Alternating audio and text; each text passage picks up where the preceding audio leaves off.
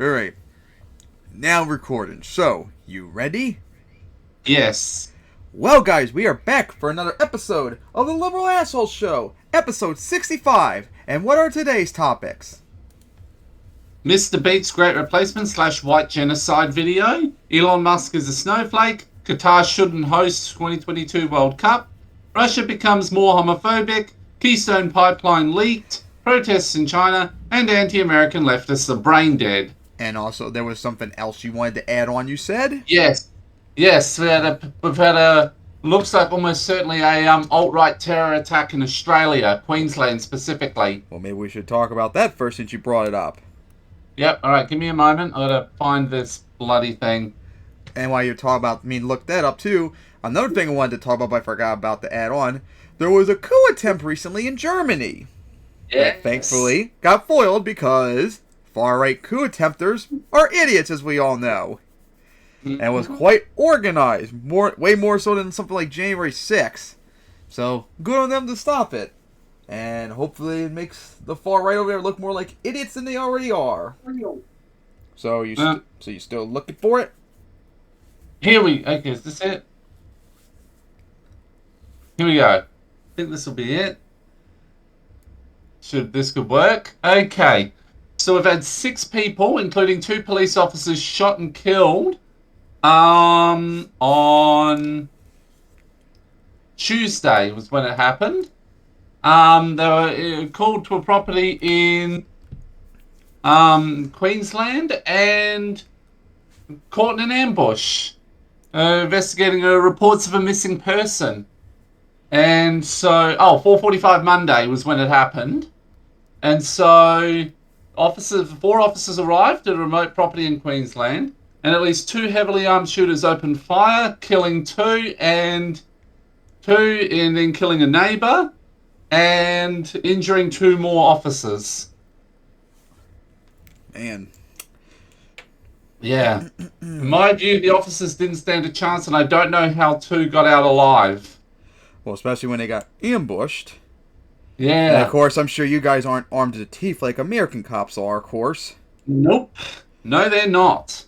So, was there ever a motive? And there was a second major confrontation where the 2 men and a woman were killed, and they were the offenders, people who were inflicting the offense. So, yeah. And if you remember, last I checked, Lauren Southern's here, so in Australia, and her white genocide conspiracy video was basically the stochastic terrorism that helped incite people to commit acts of domestic terrorism that have now killed over 100 people.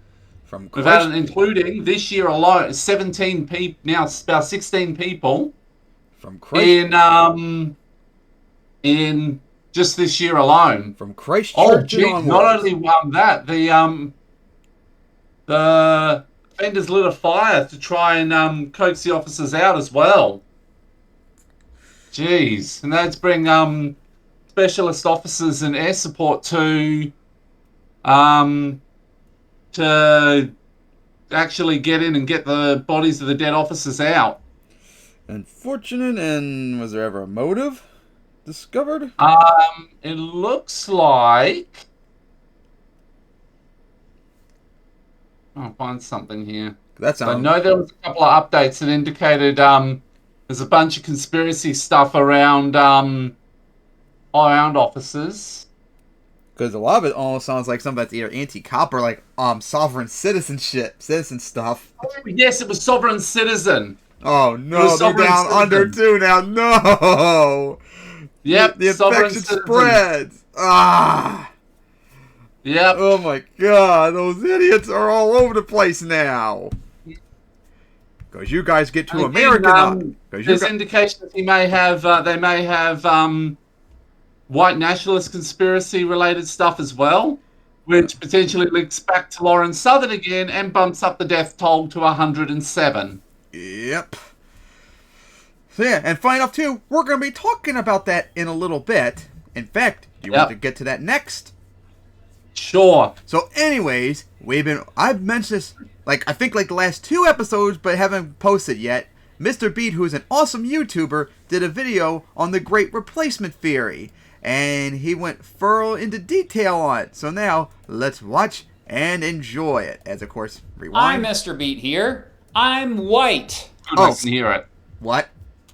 Good, I can hear it. Seriously, my skin color is white. Well, technically like peach, but I belong to a human group that can trace their ancestry to Europe with mostly lighter skin color. And I probably didn't have to tell you that because you can see me right now, unless you're blind. Anyway. Or hardcore white supremacists that think certain whites are not actually white, remember? Just like how the Irish and Germans were not considered white historically in America, remember? I bring this up because you may come across some xenophobic messaging when you're doing your thing on the old internet. You all remember what xenophobia is, right? Go back to Ireland, you dumb mitt! You remember that, you bugger! He's back in the boot, Patty! It's the fear of people from other countries. Now, even though this messaging is xenophobic, it's sneaky. In fact, it's terribly good at manipulating us, despite being full of crap and despite it probably going against everything you value and believe. I even fell for it, and I'm supposed to be smart. By the way, I'm not that smart. I just pretend to be smart on YouTube. But anyway, a few years ago, I noticed a bunch of folks who identify as white started bringing up something called the Great Replacement. Put simply, the Great Replacement theory says that too much immigration of non-white folks to countries that are mostly made up of white folks is bad. Not only that, those who promote the Great Replacement theory argue that welcoming immigration policies for non-whites are part of a plot meant to either weaken or replace the political power and culture of white people living in Western countries. When I say Western countries, it's not just Europe I'm talking about. I'm also talking about the Americas, Australia, and New Zealand. By the way, you might want to check out my video. All three of those have been hit with alt-right terror attacks. And very soon, too, probably in the last year or so. Actually, it's been a few years. It's been a couple of years now for New Zealand, yep, but yeah, this year both US and Australia got hit. And I wouldn't be surprised if we look deep, maybe Canada or the UK and such had something too. About West. And of course, we all know Germany, because we know at minimum that US, Australia, US, New Zealand, Germany, and now Australia have been hit. Yep, Germany had. And they're all hit within a year of Lauren Southern preaching her white genocide conspiracy theory in that country. And as we covered just recently, Germany had their coup attempt recently. Yep. Western values. Yep. That one was that one was that was a weird fusion of Nazi Germany and the German Empire. Yep. Simply put, the Great Replacement is the alleged replacement of whites by non-whites. It often overlaps with a larger theory called the white genocide conspiracy theory, which revolves around the beliefs that powerful people are trying to prevent whites from having kids. Often the conspiracy is blamed on, you guessed it, Jewish people. This theory is manipulative because it equates normal patterns of immigration with murder. It's trying to put a big equals sign between the new Salvadoran or Syrian who lives down the street and a mental image of a concentration camp. Now, obviously, if they literally did that, then you and I wouldn't fall for the messaging. Therefore, the messengers have to be a little bit more subtle about it. And lately, they've gotten pretty good at manipulating us. Here's the thing though, not only are those who preach about the Great Replacement theory manipulating us, but as it turns out, the entire theory is bullcrap. It's as we already knew, literally not backed by evidence at all. There is no secret plot to get rid of white folks, but let's just say that there was. Well, they must be doing a pretty poor job, eh? Since there are more white folks now than ever before. You might be thinking, well, duh, Mr. Beat, but whites represent a smaller percentage of the proportion of the world. Well, who counts as white isn't based on genetics or even demographics. It's based on politics. In the United States, for example, Irish Americans, Italian Americans, and Polish Americans weren't considered white until the early 1900s. Exactly, as I pointed out earlier. And also...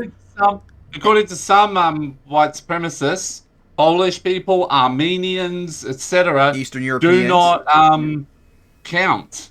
And of course, Hell, also... some are like only British people are. Yeah, that's called WASP, remember? Yep. And also, if I remember historically,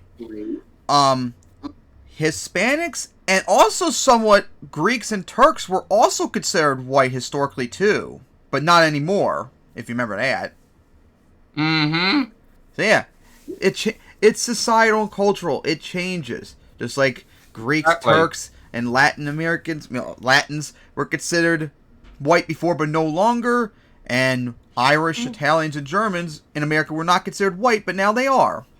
It's all society. Exactly. Greek Americans weren't white until just a few decades ago. Some Arab Americans used to be considered white, but by the end of the 1900s were no longer considered white. Even though race isn't a biological reality, it has still been a way for people in power to divide us up over the years. Not only that, immigration is simply currently not high enough, nor will it likely ever be, to make it so that skin color, values, or culture will completely change in one country. Sure, there will be demographic changes, and there already has been, but there is no evidence. Like how over 40% of Americans have German ancestry, which is the biggest demographic in the country. That's a pretty big demographic change. That these recent demographic changes have dramatically changed the dominant culture and values of any one country. We often just see cultural assimilation. Oh, cultural assimilation is the process in which a minority culture gets absorbed into the dominant culture of a society. Not that that matters, as Fifth these immigrants are... fifth largest in Australia as well. Yep. With 1 million people. Because Being Germans, at least part German. Germans spread 4% far across the world, as you could tell. Yeah. share American values. That's why In they're particular coming would here. And be Queensland and my home state of South Australia. the different cultures out they around bring Hahndorf and areas around there. are There's almost a lot always of German beneficial to American people there. society. Also, most immigrants, and especially their children, assimilate peacefully into the existing culture, which, by the way, is constantly changing anyway, and has always been multicultural. This is no surprise to me, as I've had many students who are the kids of immigrants, but if I didn't know they were the kids of immigrants, I would have assumed that their family had been in this country for many generations.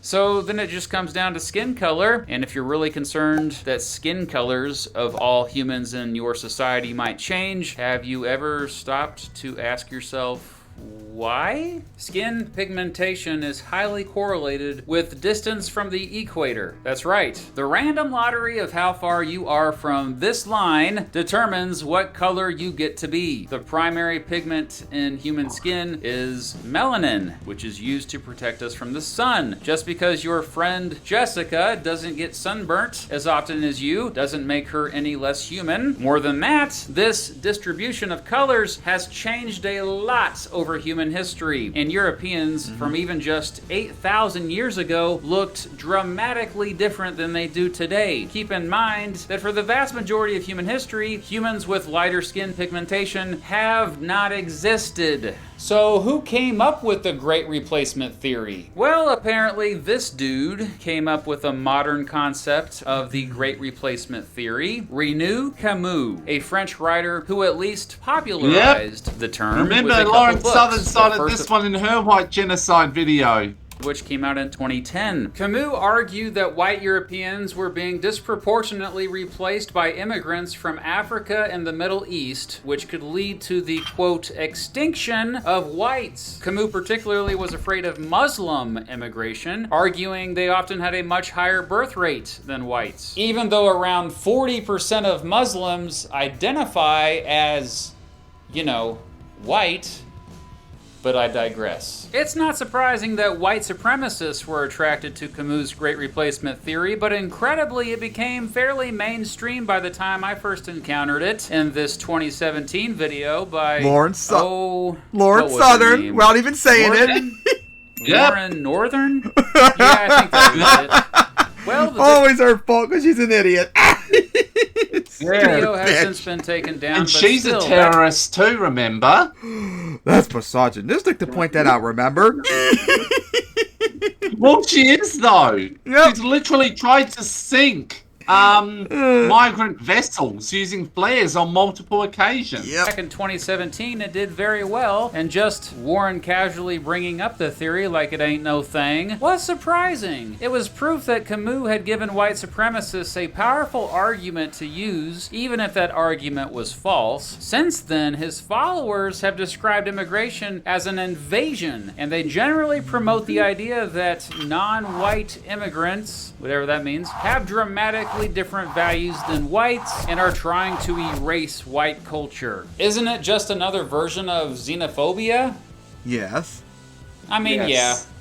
Basically. Yeah, before Camus popularized his Great Replacement theory going back more than 100 years before that in France, there was a nationalist, anti-non-white immigrant movement brewing there. In fact, in most of the Western world, going back to the 1800s, there have That's been how pretty much similar all societies movements. are, unfortunately. They don't like foreigners, pretty much. Like, every society's had that. Especially due to the increase of immigrants to the Western world from African and Asian countries. Because of this xenophobia, many people in Western countries called for nativism, or the policy of protecting native-born citizens over immigrants. Xenophobia hasn't always been about skin color. In the United States, for example, many nativists hated the Irish, Catholics, Jewish people. This is what led to groups like the Ku Klux Klan. Oh, Yeah, Yep. guys, the KKK, although it's known for being racist, they're not just against blacks. They're against Yep. non-whites in their Everyone eyes is and one. Catholics and all that. And Jews. Yep. They're not just anti-black. goodness gracious. But the Great Replacement theory is different in that it has found widespread appeal online. Media-savvy white supremacists have been successful making it appealing to people who are, definitely not white supremacists. This might be because now they say Great Replacement instead of white genocide. Even a member of Congress, Steve King of Iowa, endorsed the theory. The scariest thing about this being so mainstream is that it has led to violence. A lot of it. Over In 100 2011, people the- have died in Thank- acts of domestic terrorism. Good job, Southern. Good job. This guy from Yep. Norway wrote a 1,500 And that's page... just 100 that died. That cited the attackers cited Lawrence Southern. And then he brings up Anders Breivik, too. manifesto explaining his fear of white Anders ethnic Breivik. replacement by migrants from the Middle East and North Africa. He then killed 77 in a terrorist attack. In 2018, this guy from Pennsylvania posted online there's the that synagogue Jews were shooting in responsible for the Pittsburgh. Great Synagogue, Replacement yep. and they needed to be killed. He then went on to kill 11 people in a synagogue in Pittsburgh. Some of those were Holocaust survivors. The next year, this guy from Texas also wrote a manifesto that said he was going to defend his country from a, quote, cultural and ethnic replacement brought on by an invasion of Hispanics. He then went on to kill 23 Paso people shooting at a in Walmart Walmart years in El ago? Paso. Yep. And then, of course, the Yep. Buffalo shooting, which happened while Oh, we a few made months this ago, video, the also Buffalo was shooting. inspired by the Great Replacement theory. Now, obviously, Yep. not everyone who falls for these lies will commit a mass murder, but anyone, including me and you, can fall for Great Replacement theory messaging since they use manipulative tactics to make false claims sound plausible. And if we're not careful and critical, we can be manipulated, and heck, we could even be radicalized by this stuff.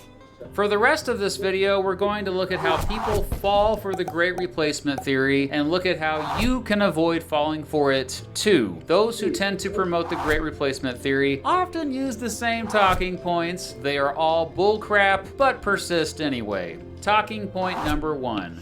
Biology is destiny. It's manipulative because when we hear biology, we think, oh, it's science, so it has to be legit, right? This one says that culture is genetically determined and that genetic features predetermine cultural traits. For example, they might say that all of the problems in the African American community and in all of Africa are rooted in inferior genetics or culture. In other words, they say that black people inherently are less intelligent or more likely to be violent. It's bullcrap. It's been disproven by decades of scholarly research. For example, many outcomes from measures of intelligence to violence are driven by socioeconomic status and income inequality. Which is a big problem in Africa, unfortunately. But it has nothing to do with them being not white. It has to do with their economic circumstances plus colonization. That's all there is to it. There's that. Just like, look at, like, here's a good example too. Japan. They're not white, but they weren't colonized, and they westernized in 100 years, and now look at them now. Economic and cultural juggernaut. Absolutely no evidence that biology is the driving factor. For example, African Americans perform similarly to other Americans when given access to the same opportunities. Talking point number 2. We are brave to speak the truth, and the normies are cowards. It's manipulative because it's fun to be in a secret club and have access to secret information. Basically, this one says that people with racist beliefs are actually countercultural truth tellers. They're not sheep who conform. Yeah, if conforming means not being racist, I think we ought to conform then. And for people who don't conform, they sure use the same talking points a lot. Talking point number 3. Diversity is conflict. It's manipulative because the vast majority of us fear conflict. And this one says that diversity automatically causes conflict. It often relies on cherry-picking evidence and studies to back up its claim. It's bullcrap. There is plenty of research that actually shows that diversity enriches societies, even in the ways the haters claim to care about. For example, diverse groups of problem solvers often outperform groups of high performers on really tough problems. And that makes sense because tough problems need new perspectives. And then here's another good example, mentioned Japan too. Despite all those things we mentioned earlier about how good they are despite not being non-white, they're also, since they're very culturally homogenous, probably the most in the world, since like 98% of their population is ethnically Japanese, they're xenophobic as hell and violent as hell, as we saw with the Japanese Empire and the millions of people they killed. We got automatic elevator doors, basketball, and the iPhone. That's right. That thing you're watching this video on right now wouldn't exist without diversity. Talking point number 4. Whites are being exploited. It's manipulative because people naturally don't want to be taken advantage of. This one says whites are victims of diversity and says that whites are being taken advantage of by non-whites and, quote, race traders, or whites that don't have these views. They argue that it's natural for humans to act in the interest of their own race, even at the expense of others outside of their group. It's bullcrap. Remember, powerful people created the whole idea of race in order to divide us and to justify their place at the top of social hierarchies. Also, how exactly are whites being exploited? This is manipulative because it points to a vague threat to make you feel scared, yet doesn't provide good evidence of specific exploitation of whites. And remember, humans cooperating and working together is what built, all of human history. Talking point number 5. Things used to be so much better. It's manipulative because we generally all love nostalgia or an emotional connection to a period in the past. This one tries to inspire nostalgia for an imaginary past when things were better and tradition was respected. In particular, this talking point revolves around the myth that, quote, racial purity used to be a thing and that racial groups used to live separately, and because of that, things were better. It's bullcrap. All modern humans originated from Africa. Different groups of humans have always interacted. In Africa specifically. Yeah, this is... In and around Kenya and other nations in the Horn of Africa. And, well, there's two things I say about that. One, the reason why, more particularly, I'm sure when people bring us up like the 50s in America, America was better back then in terms of economic power. It was better economically back then, but socially, it was way, way, way worse. Especially if you weren't a white man. So, guess what? Black people didn't have the right to vote, and interracial marriage wasn't allowed. Women were oppressed. Gays were oppressed. Like, no. And also, it had nothing to do with them, of course, being white. America being even more majority white back then had nothing to do with America being better then. And new ethnic groups have formed and evolved throughout human history. Talking point number 6. The Jews are to blame. Ah, this good one. Do I really have to explain this one? I made a whole video on the history of anti-Semitism. Good old If you also want to check that one out. There Yeah, are big also heaping things dose to of watch out for. anti-Semitism. What That I was call inevitable. Great replacement theory, red flags. those who tend to promote the Great Replacement theory also use shocking images to dehumanize non-whites. They bring up IQ a lot. They bring up I Marx, know the IQ crap as in all the time. Karl Marx, and they Oh, bring yeah. up Cultural Marxism, a too. lot. They bring up Yep, open there's that borders. anti-Semitic Open borders, yep, Refer do that to all the time. migration as an invasion. They Yep, tend to talk all trash these about things we see diversity all the and time. multiculturalism. They tend to use certain rhetorical strategies to make radical views seem not so radical at all. Probably the most common rhetorical strategy is limited framing.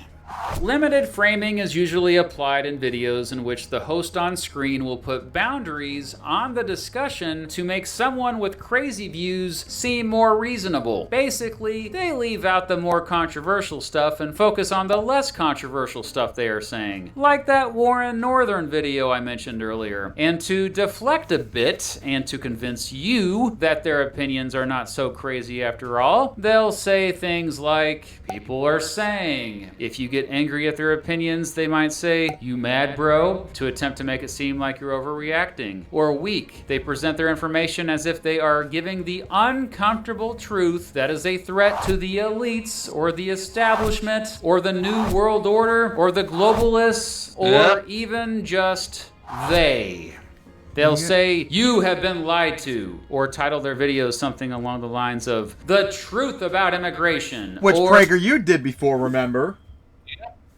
I remember the those. real history of immigration. To defend themselves, they'll often say, I'm just asking questions, or attack you for not being open-minded enough. Overall, they rely heavily on logical fallacies. Here's a video I made about logical fallacies, by the way. So what is that now? 3 videos to watch after this? That's a lot of homework. And finally, Great Replacement theory promoters often use memes.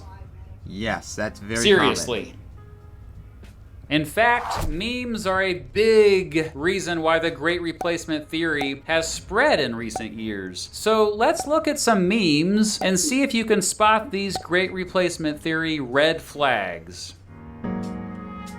Oh yeah, first of all, this is literally a limited frame. The person who put this together wanted you to believe that this photo was of men from Afghanistan fleeing the country to the United States after it fell to the Taliban in the summer of 2021. However, and I had to do a lot of digging to find this out, this photo is actually a group of immigrants returning to Afghanistan from Turkey in 2018. What helped me researching Idiots it lying is again doing as a always? reverse image search I'm not of the surprised. photo, and I suggest you do the same whenever you come across any photo that gets you fired up. So the first red flag is the picture. Next, of course, there's the red flag of calling accepting refugees into a country an invasion. 2 red flags right off the bat with this one.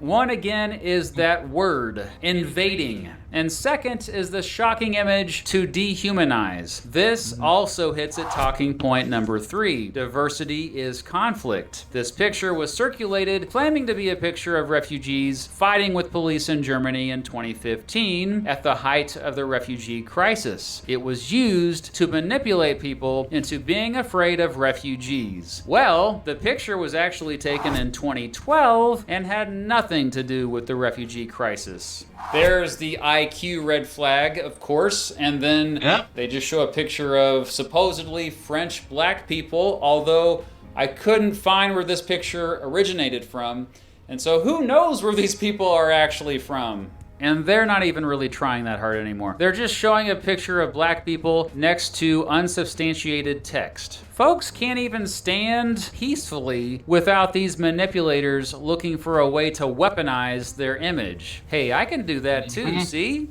I could write literally anything. Hey, cynical historian! And while that link at the bottom goes to that real study, it has nothing to do with rising immigration in France, but how many people would actually click on it to look at that study? Probably not many, okay? This also hits at talking point number 1, biology is destiny. This fits the formula of giving the uncomfortable truth that is a threat to the elites, or in this case, they. Who are they, by the way? I've always wanted to know who they were. Anyway, this also hits talking point number 1, biology is destiny, talking about, quote, third worlders, and talking point number 4, whites are being exploited. Oof. This one is especially horrendous. Talking point number 4, whites are being exploited. Talking point number 6, the Jews are to blame. And a bunch of stuff about IQ and marks. And there's the giving of the uncomfortable truth that is a threat to the elites.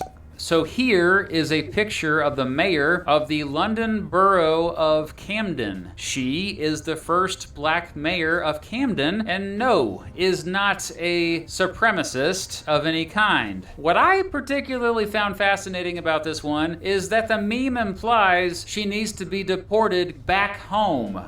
Well, no surprise there. Oh, yep, there we go. Deport her to Camden, then? Because someone who's black cannot be born in the UK naturally, people. You know that. Many more examples I found online. But at this point, I'm just getting worn out by all the fear and hate. So let's just wrap this up.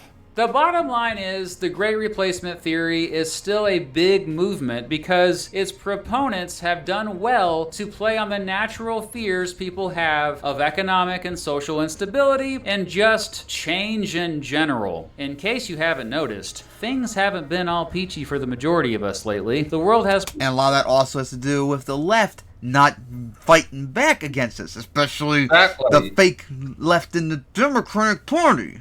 And the freaking corporate Democrats and all them. They also exacerbate this problem. Plenty of problems. Often, it's easier for us to just place blame on certain groups, and groups that are less like us are easy targets. So what can you do in response to Great Replacement Theory manipulation? Number 1, probe the point. Does the content use one of these common talking points that are not backed by evidence? Number 2, fish for flags. Are there any red flags present? Like regular mentions of IQ, use of words like invasion and shocking images? Number 3, resist the rhetoric. Is there use of a rhetorical strategy like limited framing, reference to a mysterious elitist majority they, or use of logical fallacies? And number 4, mind the meme. Remember that memes are easy to share but difficult to fact check. Make sure to reverse image search to understand a picture's true context and do your own research before you share a meme yourself. These are some small steps you can take to make sure that you don't... Another thing you can do is laugh at them and make a good argument video like Mr. Beat did. Don't fall for this messaging. And in general, make society a safer and more peaceful place for all of us. Speaking of all of us, we can't be replaced because humans reproduce. We just make more humans. Let's end this video with a thought experiment. Imagine if you met someone from a foreign country who looked a lot different than you. They had a different religion than you. They liked different foods and music than you. Heck, they didn't even speak your language. But you fell in love with them anyway. And you both got married and had kids and lived happily ever after. Wait, about your future kids. You'd love them too, wouldn't you? And I like how he got to trigger the white supremacist with the black man and the white woman. Not just the white they can't replace a lot of the black supremacists too. Oh yeah, that too. because they are us. Don't be fooled. Human differences are really small, so we don't have to fear each other. Instead, interracially let's than just interracially. get to know each other. Oh, that was funny and well thought out and well detailed, as always, from Mr. Beat. So what do you have to say about that? Oh, that was a very interesting video. Although it's unfortunate, it has like a quarter dislikes. Of course, because of the white supremacist terrorists who love this conspiracy theory and hate that they're being debunked. Ugh. That's the problem when you're a white supremacist. You can't fix stupidity. So now, what's next to talk about? Elon Musk is a snowflake, Oh. which is not a bloody surprise. So, of course, how long has it been since he's owned Twitter? Several months or so now? And how much shit it's been? Well, of course, this actually happened very recently. So recently that the video of Mike that I just posted might not even be valid really anymore because a lot of shit happened recently. So, of course, as we all know, Elon Musk was the free speech warrior and the free speech absolutist. And I'm pretty sure he even said, too, people will be able to say anything they want on Twitter pretty much when he was going to get it. Yep. And, of course, turned out to not be true. I mean, let's see.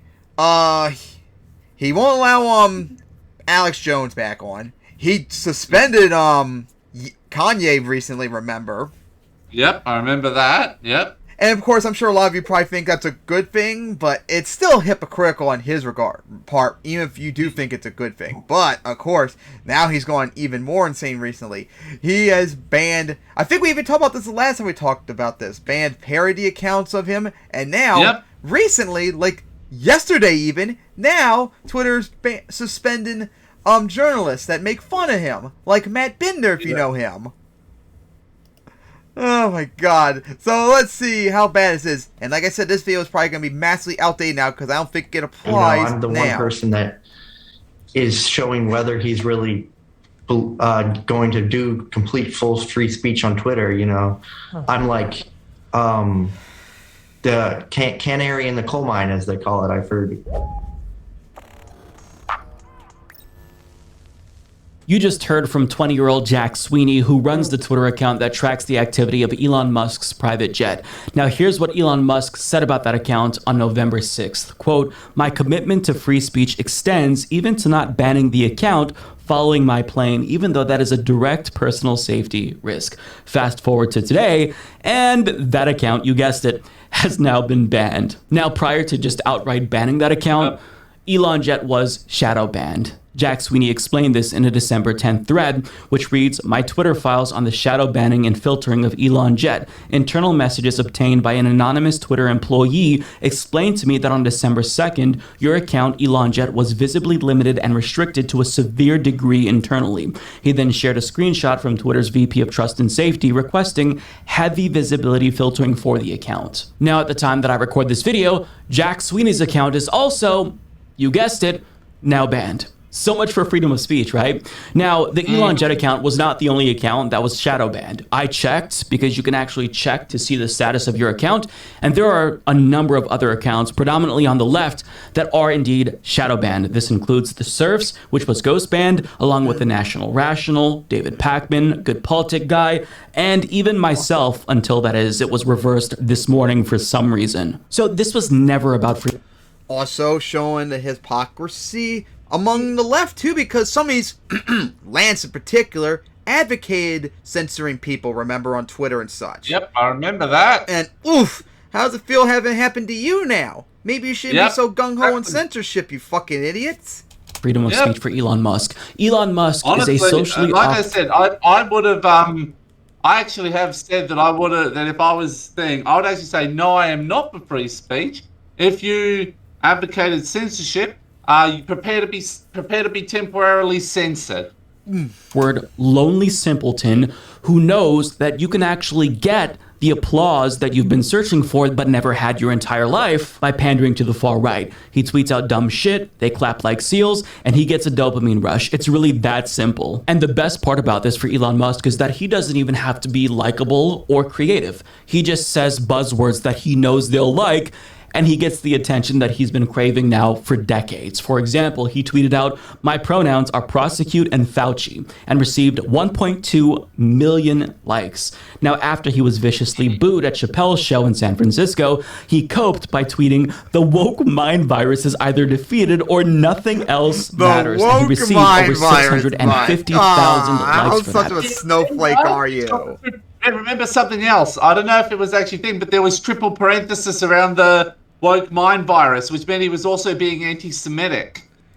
But, as Joshua Hill put it, "Hate to break it to you, but when the richest people on earth tell you the real problems are pronouns and wokeness, they are trying to distract you from something." And Joshua is exactly correct about that. The only people in the entire world stupid enough to not see through Elon Musk are members of the right-wing tribe that chose to adopt him as one of their own. But he doesn't even really care about their dumbass culture war. He's just pandering to them. He told them all to vote Republican, and then he didn't even vote himself in this last election, which is good, by the way, but it just goes to show you that he's doing what he's doing for applause, for attention, because he doesn't give a shit about their culture war issues. He only cares about maximizing profits. So he chose Republicans as his tribe, in part because of that, but also because no one else is as gullible and unintelligent as these reactionary imbeciles. But normal people see through him, because he is obviously a terrible person who isn't just a greedy oligarch, but he's a union buster. He exploits and abuses his own workers. But do you want to know who's willing to look past that? Well, QAnon. So after he tweeted a QAnon dog whistle, which was Follow the Rabbit, which is a reference to a QAnon rallying cry, the QAnon community immediately began celebrating again and again and again. In other words, the group who believes that there's this elitist cabal of pedophiles drinking the blood of children is ecstatic to learn that this guy, pictured here with Ghislaine Maxwell, may be one of them. You can't make this shit up. So he knows which buttons to press to make the dum-dums applaud, but he knows that normal people will never fall for his bullshit because, again, he is a terrible person. All 20 custodial workers at Twitter's San Francisco headquarters and 30 others that were furloughed without pay were laid off just 3 weeks before Christmas after the company's custodial contractor refused to rehire all of them. And the workers say it's because they're in a union and Elon Musk has a history of not liking unions. And they were fired the same day they began to strike, and many of them were immigrants from El Salvador or Yemen, and they relied on this job, but Elon Musk took that away from them. And additionally, as In These Times explains, because he wants them to be killed. Because he's a fat cunt. In mid-November, Musk instated an extremely hardcore work culture. And a fascist who who gets off to murdering people. And is obsessed with money. Twitter, and demanding attention. 80-hour work weeks and prompting a wave of resignations. Janitors say that afterward, some conference rooms in Twitter's headquarters were converted into makeshift bedrooms and nurseries with mattresses, blankets, pillows, and bedside tables. But that's not all, because in order to cut costs, leaders at Twitter have even discussed not paying severance to the thousands of employees that the company has laid off. And as the New York Times explains, and Mr. Musk has threatened employees with lawsuits if they talk to the media and act in a manner contrary to the company's interest, according to an internal email sent last Friday. But if all of that wasn't bad enough, Elon Musk seemingly retaliated against Twitter's former head of trust and safety, Joel Roth, after he penned an op-ed in the New York Times criticizing Musk's managing style. Now, Elon Musk seemingly retaliated by insinuating that Joel Roth was a pedophile based on an out-of-context excerpt from his 2016 doctoral dissertation, which led to Joel Roth getting death threats and even having to flee his home after Musk's posts were amplified by libs of TikTok. And I should remind you that this isn't the first time that Musk has baselessly accused someone of being a pedophile, and I can't stress this enough. This is the guy pictured here with Ghislaine Maxwell who wants you to think that other people are guilty of pedophilia. So Elon Musk is a piece of shit, and he has to live with the fact that most people see him for what he is. Not only is he a piece of shit, but since we've seen that he's hanging with Ghislaine Maxwell, we can also infer he's a pedophile. Narcissistic, uncharismatic loser who, even though he has more money than most human beings ever, he still can't buy the one thing that he desires the most, and that is appreciation, attention. Well, if you want, you can be a good person, and that would be very easy to do.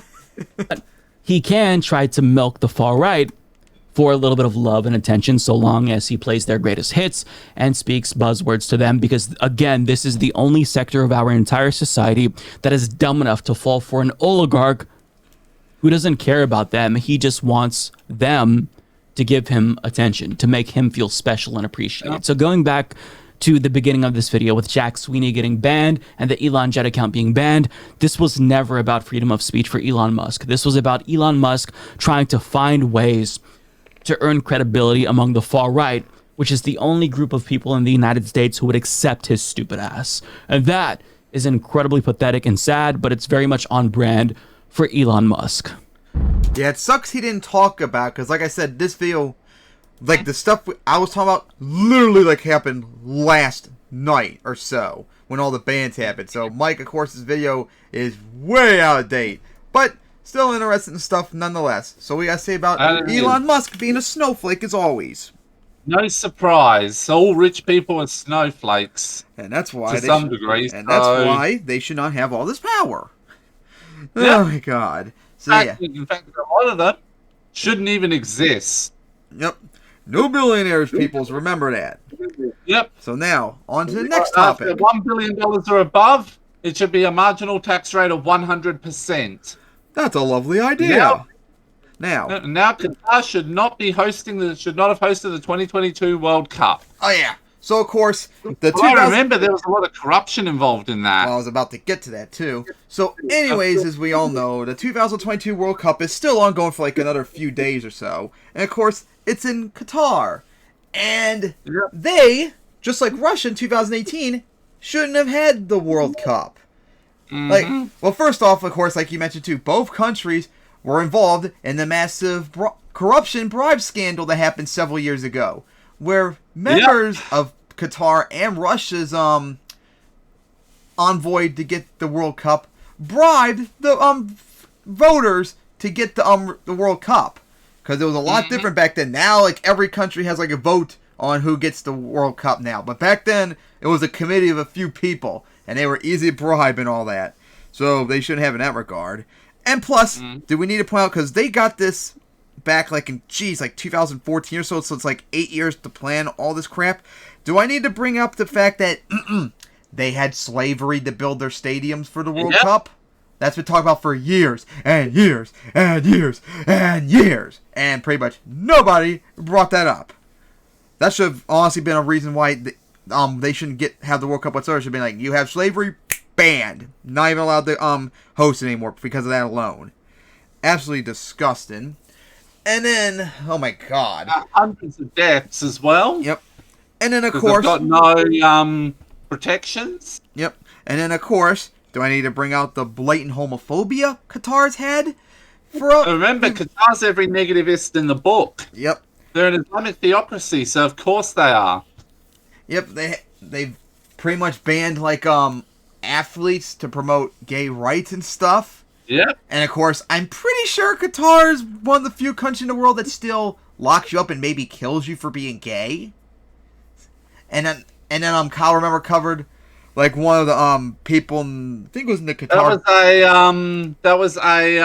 We actually know what happened. There was a actual heart attack incident there. Oh, it was a medical problem. That actually wasn't what I was talking about. It was another video Kyle covered. Well, Kyle was conspiring about this was like implying it subtly, but implying like, oh, the Qatari government killed him or something.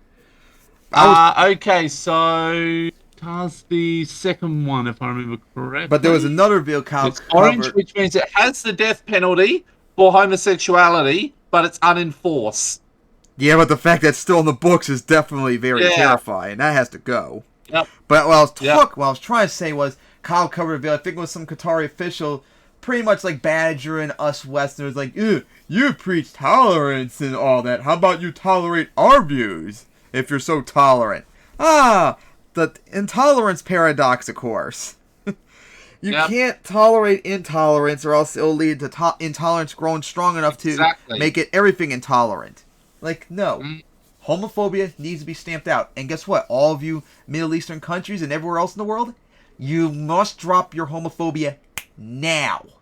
Instant. Overnight. And everything else. You must drop those views. And I don't care if those fundamentalist Muslims or even some idiots on the left that call me a cultural imperialist for wanting that. Too bad. Gays need to be treated right everywhere, and that's the end of it. And yes, yeah, we'll get to that. We'll get to that fucking shit with the leftists, with the anti-American leftists, the brain dead part. Yeah. So much homophobia they've gotten, and then of course all the stupid crap of how their stadiums are built. I'm sure you've noticed, because normally the World Cup's supposed to be in July and August, but of course they had to do it in the fall because Qatar is too hot in July and August. They get up to an average of 120 degrees. Now, of course, with that in mind, if Qatar gets so hot in the summer that you have to do it in the fall to be not as hot, why not build it with a roof and have it climate controlled inside? You would think that would be smart, because then think about it. Once the World Cup's over and you need to use these stadiums for other things, if it's so hot that you can't play the World Cup in the summer, then you can't probably play anything then in the summer with those stadiums. So half the year, the stadiums are going to be useless. Yep. It's just stupid. And they built dozen plus stadiums over the years to do the World Cup. And they're a tiny country too, remember? They're one of the smallest countries in the world. Absolutely tiny, yes. Yeah, they're very tiny in terms of land size. Oh my god. Mm-hmm. So yeah. So corruption, slavery, homophobia, and just idiotic mismanagement of building the stadiums. Because unfortunately, I'm sure just like with the World Cup and the Olympics too, I'm sure they're not those stadiums and stuff are probably not going to be used much after the World Cup, because that's very common with the Olympics, where stadiums and other amenities that are built for the Olympics and all that are never used usually afterwards, if you remember. Yep. All this money be made to do this, and then all gone just like that. So stupid. Mm-hmm. So yeah, what do you guys say about this? No surprise. It's just hope thankfully, I think Qatar was the last one to get voted on before the corruption scandal happened years ago. So hopefully afterwards everything was fine. I think America. No, I think it was America, Canada, and Mexico are supposed to host the World Cup coming up in the next few years or so. Mm-hmm. I don't know if that's next year or 2026 or 2030, because remember, they're all picking a few years ahead of time. Hopefully they pick much better places. And I'm sure, I wouldn't be surprised too, if I looked up that scandal again. I bet it would be involved in the Olympics too as well. Because FIFA's not the only one with corruption scandal. I'm pretty sure the ICC or whatever it's called also has that problem. So yeah. Oh boy. And of course, American national team sucks, as we all know. Yeah. I'm surprised Australia did pretty well, though.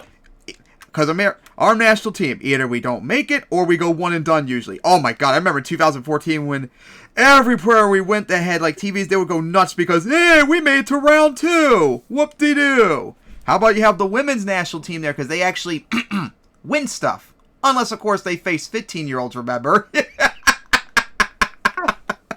Alright, so now, on to the next topic. That would be Qatar. Russia becomes more homophobic. Of course, why am I not surprised? In a authoritarian Eastern European country, no surprise. So, of course, as we all know, I actually don't know if we covered this before, but Russia is very, very homophobic, which is unfortunate because I remember there were polls being back in 2008 where they're actually more pro-gay marriage and stuff, unlike America at the time. So it's amazing how now it's flipped. It's almost 90% of Russians are against gay rights now. That is up there.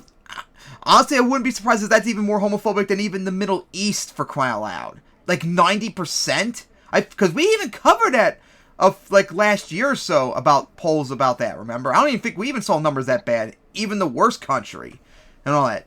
But of course, back in 2013, Russia banned the promotion of homosexuality, remember? Yeah, just like what Adolf death sentence did. Yep. Where they banned protests to promote gay rights and all that, but now they're criminalizing just being gay. Even saying you're gay is now illegal. So now let's watch Kyle's video on So it. Vladimir Putin in the midst of the war in Ukraine, he decided to crack down domestically.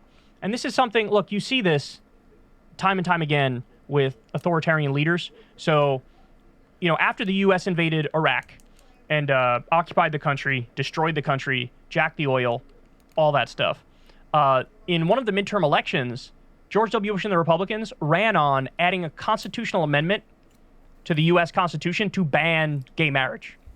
And not only that, a whole bunch of states also passed state constitution amendments to ban gay marriage. And a lot of us states, and unfortunately, since America was homophobic back in 2004, I'm sure that helped Bush win in 2004, which is unfortunate. It was one of the things that they ran on in one of the midterm races. I'm not sure. I think it was 2006, maybe they ran on it. So, in the heart of the Iraq War, what they're trying to do, change the conversation. Talk about this. Squirrel.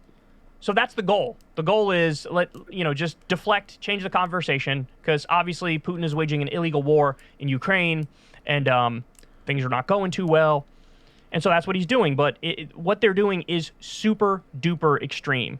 So he signed a new LGBTQ propaganda law, and I'll tell you a little bit about what it does here. Quote: the new laws make it illegal to promote or praise LGBTQ relationships, publicly express non-heterosexual orientations, or suggest that they are normal.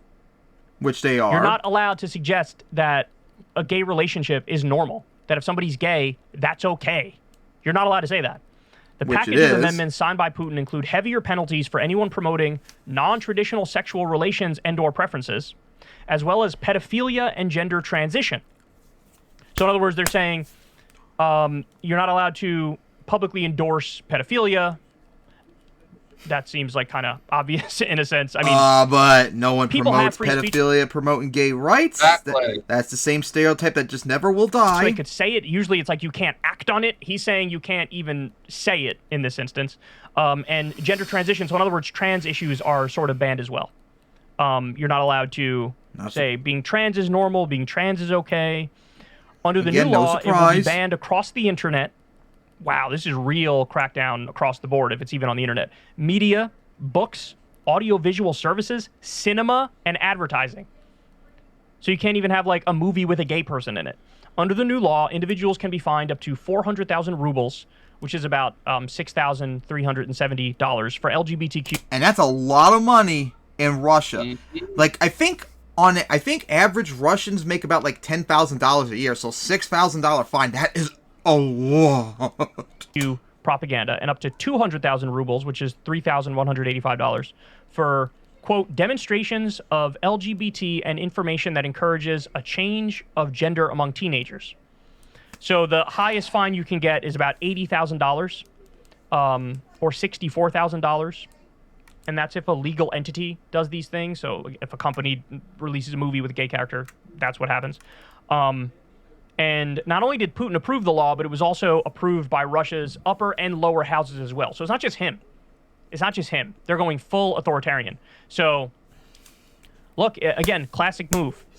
You're doing an illegal offensive invasion against a country that didn't attack you. You are occupying it. You are trying to... Hairy and anti-American leftists would beg to differ on that one, Kyle, which we're going to be covering later. Yes. Jack parts of that country. And, the death toll is through the roof. Tens of thousands, probably over 100,000 now.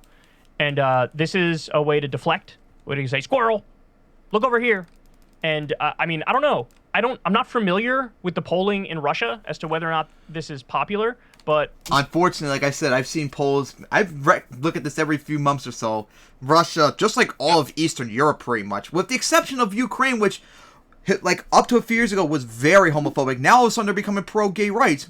Maybe they're finally becoming westernized culturally because of Russia's invasion. But most of Eastern Europe hates gays.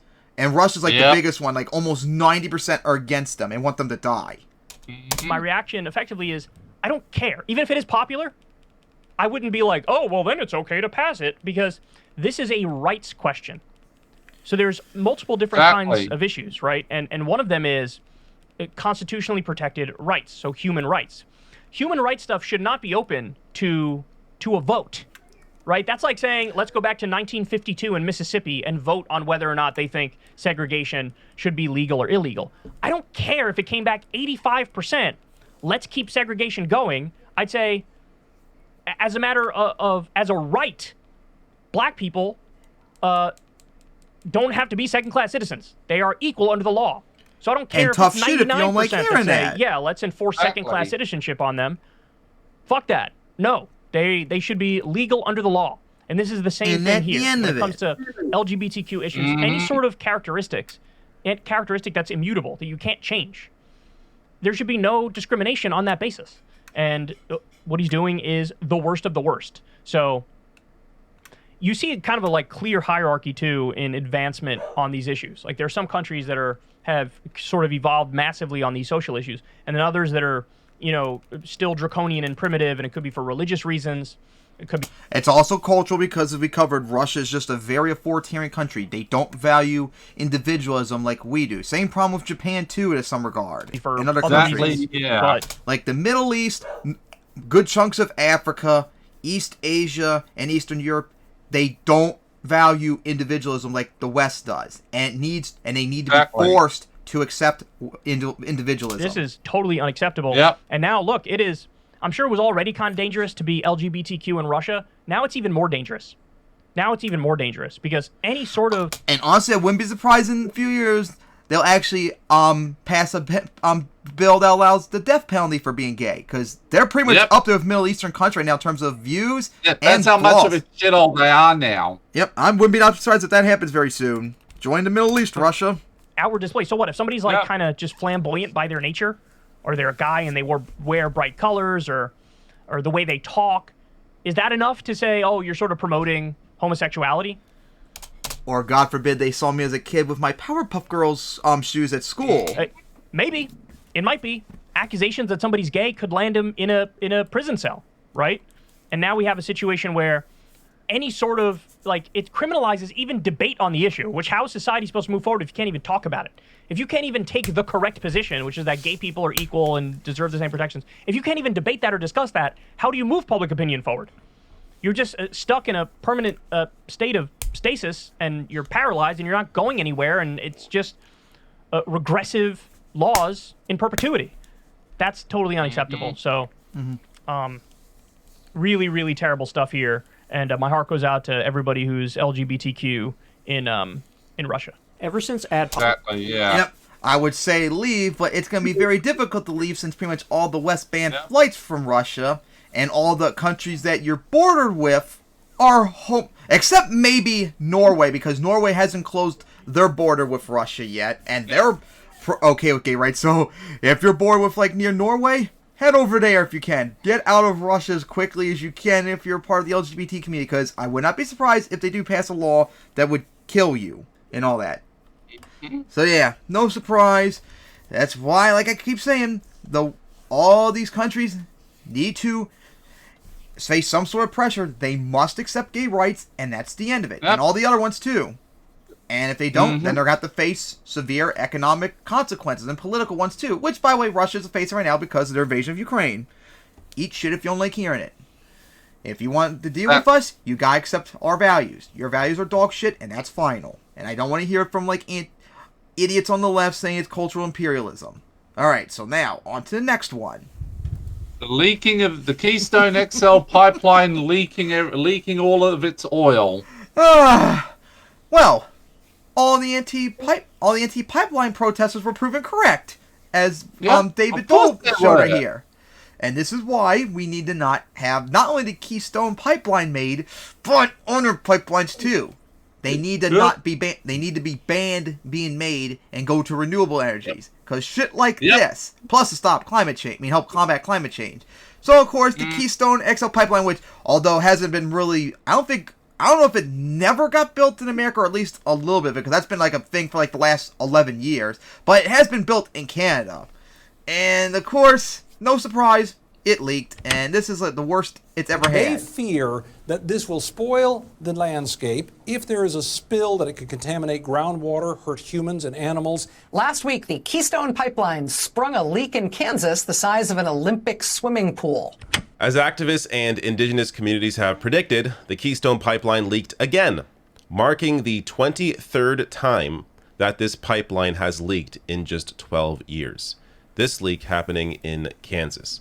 So in this video, I will go over a bit of the history of Keystone Pipeline leaks, some comments from experts, a couple of insane media takes, with the first one coming up shortly, and a reaction from a farmer directly impacted by this recent leak in Kansas. So first of all here, let's take another look, another shot at that leak, this one in Kansas here. Here's another image. It's almost like someone held up a picture and stuck like a lighter to it. It is wild that this keeps happening, and that these companies... And of course, unfortunately, look at that. Spilling out into a river, of course, which makes it even worse. Guys keep pushing pipelines as this sort of brilliant answer to the energy problem. But in terms of this leak here, so... with its leak of nearly 600,000 gallons in northern Kansas, the sprawling Keystone pipeline system has now spilled more crude oil in the U.S. than any other pipeline, according to a new analysis by Bloomberg, including last week's spillage of roughly 14,000 barrels of crude, a threat to the environment, drinking water, and public health. The pipeline system that runs from Alberta, Canada to Texas has leaked 26,000 barrels of toxic substance in the U.S. over the past 12 years. The Bloomberg noted. So it's the worst pipeline leak in American history.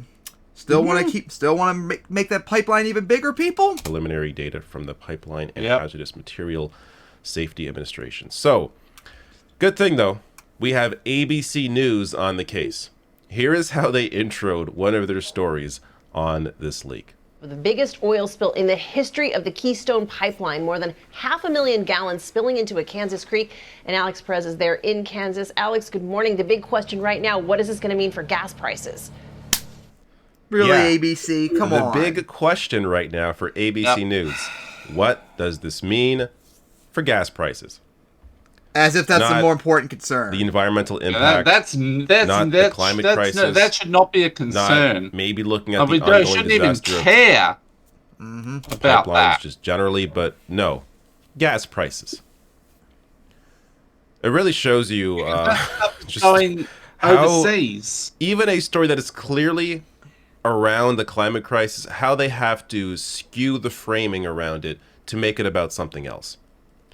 But that's mainstream press for you. I will say, though, this leak has been widely covered, not always as terribly as that intro was, so it's good to see that this is getting coverage, but the real, measure of success here from the press is the actual impact this story and multiple ongoing leaks, the reporting of that will potentially have on pipelines going forward. It's good to have these things in the forefront of people's minds so that the next time there's a discussion around a pipeline, this stuff can be easily referenced.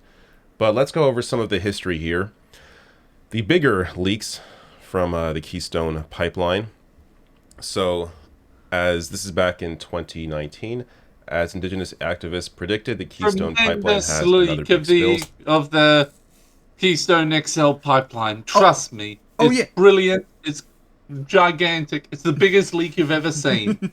Another thing too, a problem with the Keystone XL is not just the leaks or the environmental or climate change problem. It's also a lot of the pipelines went through Native American lands, which goes over Native American land. And that was deliberate because the oil companies, remember, hate Native Americans and love ruining their land. Yep, and they did not want it to go through their lands, but do American government and corporations care? No, fuck Native Americans. I mean, we've discriminated and genocided them for hundreds of years. Let's just keep that going, shall we? Also, just worth mentioning again that this isn't like surprising out of the blue.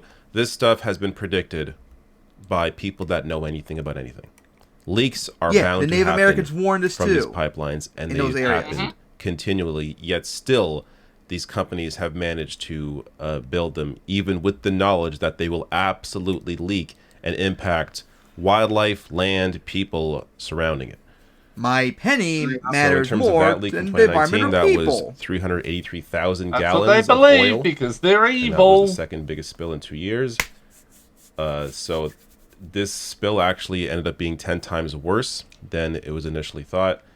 And back in 2017, the Keystone Pipeline leaked 210,000 gallons of oil, and that was double the previous estimate. So each time there's a leak, the energy company comes out, in this case TC Energy comes out and says, well, this is how big we think the leak is. And it turns out they do that on purpose, immediately to try and tamp down on how big the leak actually is, only to find out later on that it was much larger than they initially said it was. Again, as a way to try and frame media narratives to be not as bad as as the reality actually showcases. Now, in terms of this leak, or the history of leaks here, so according to the Sierra Club, the Keystone 1 pipeline that leaked in northern Kansas has leaked 22 times. This is the 23rd time in its history, including a dozen spills during its first year of operation in 2010. The Government Accountability Office warned in a report last year that the severity of Keystone's spills has worsened in recent years due to 2 large spills in 2017 and 2019, the ones I just showed you. Quote, the latest spill is another tragic reminder of the cost of our reliance on fossil fuels. Matt Casale, director of the U.S. Public Interest Research Group, Education Funds, Environment Campaigns, said in a statement late Monday, quoted, every stage from extraction to transportation to burning, fossil fuel puts our environment and health at risk. Not only are they the driving force behind climate change, but when the pipelines spill, and they always spill, the damage is severe. And they're constantly spilling because no maintenance is allowed to be done. And of course, violating Native American tribes' sovereignty on their land. The future is clear, and it doesn't travel in an oil pipeline. So we have known this forever. Yet we keep, I say we in terms of politicians keep listening to power and money, being the fossil fuel industry, over what experts have been telling them for decades. Now, just again, here on in terms of how this is predicted, the Indigenous Environmental Network, an environmental justice nonprofit group, responded to the spill with concern. This is from the 2019 spill, so not even the most recent one. Quote, this is exactly the kind of spill we are worried about when it comes to Keystone XL being built. It has never been if a pipeline breaks, but rather when, said Joyce Braun, Indigenous Environmental Network frontline community organizer. So, those comments were about Keystone XL, which eventually, yes, was canceled by Joe Biden. One of the better things he has done during his administration. So, he nixed Pretty sure the he's XL flip-flopped pipeline. all over the place on it, though, so I don't really know if I would say that's necessarily a good on him. I'll give some credit. Let's say This some is where we credit. get to a hilarious piece here from Forbes. So, this is from this year.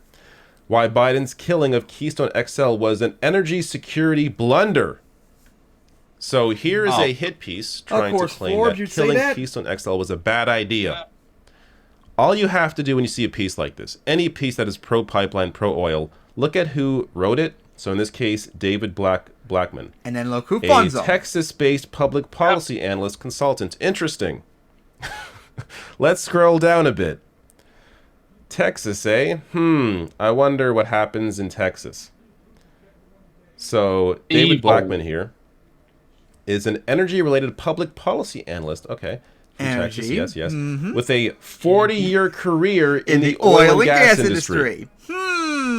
Financial incentive to lie. This tells you everything you need to know.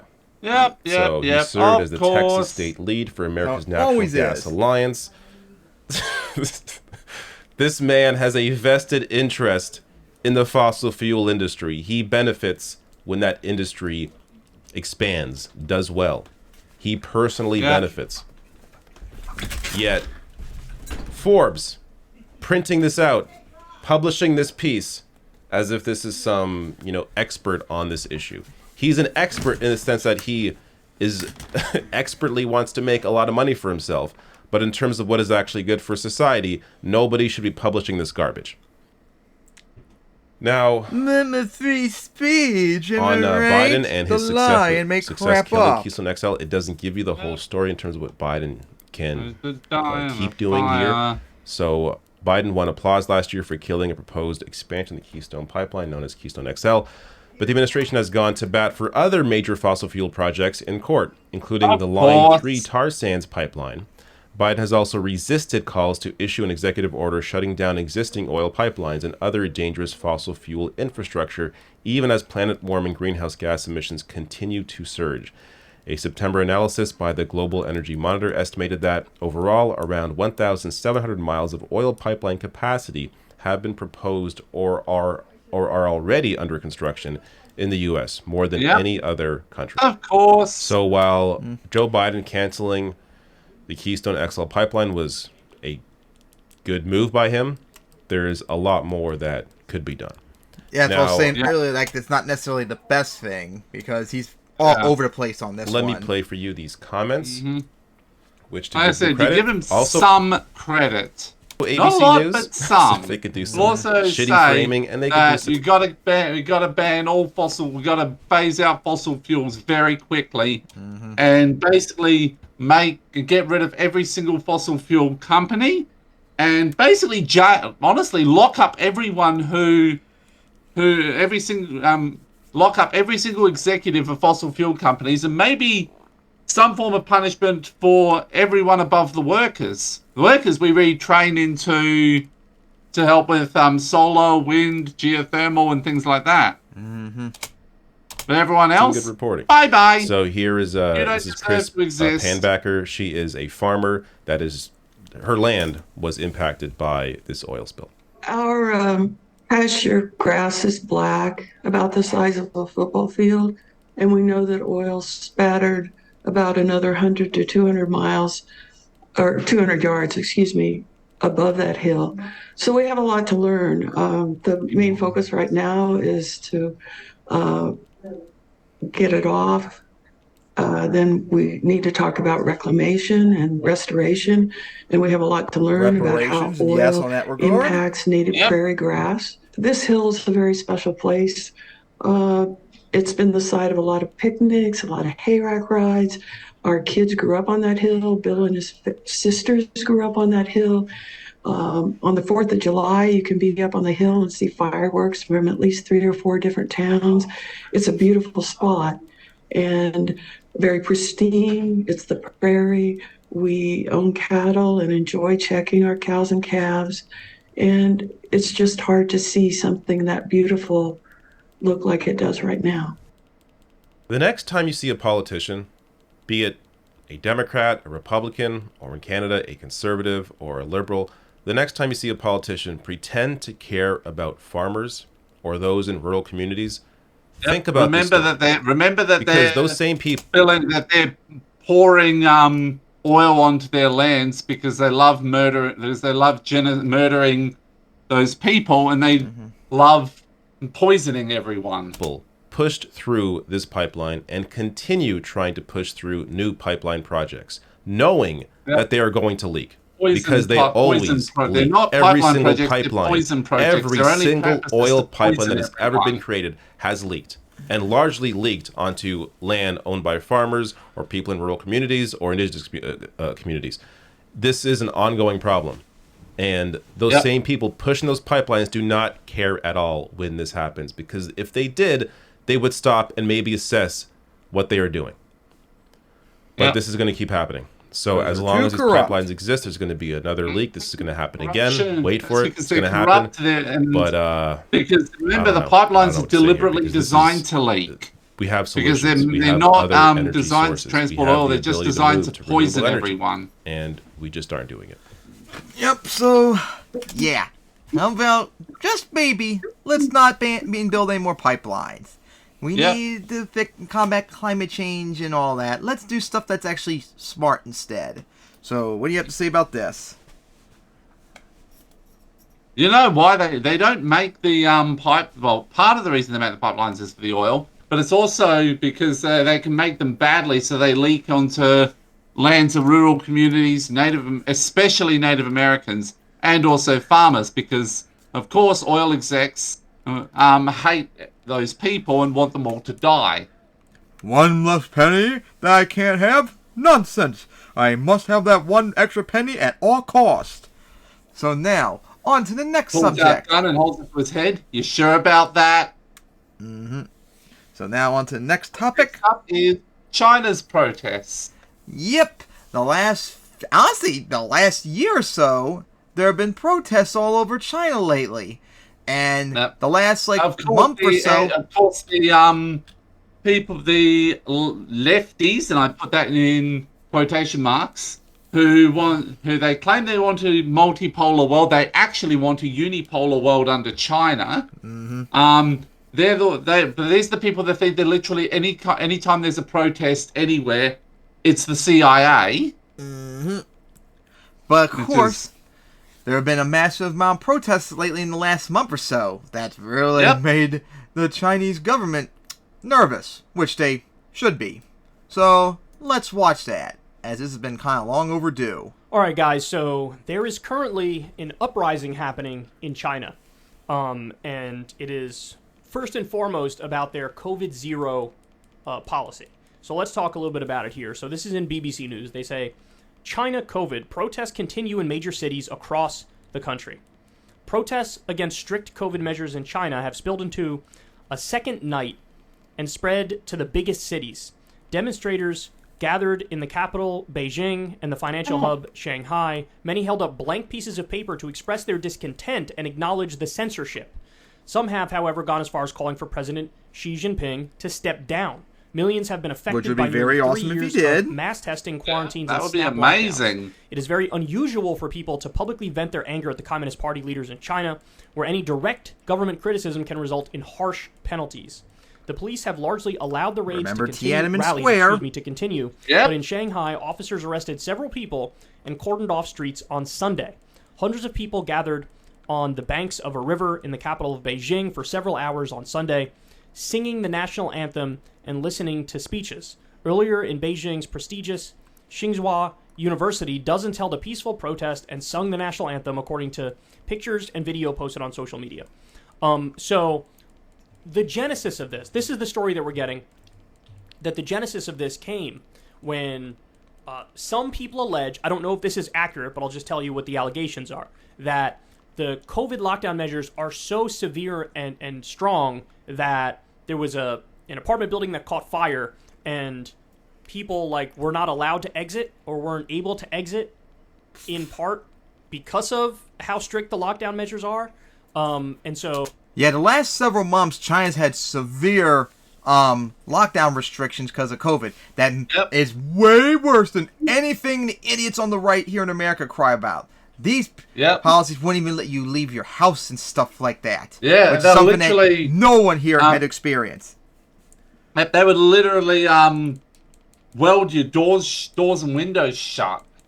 Yeah, way more authoritarian. And, of course, since China's a more authoritarian country in America, they've done even more authoritarian things as an excuse to combat COVID. And that's another thing people protest about. It's not just about the COVID lockdowns. It's other things, too, about the government being authoritarian. So 10 people died as a result of the fire in the apartment building.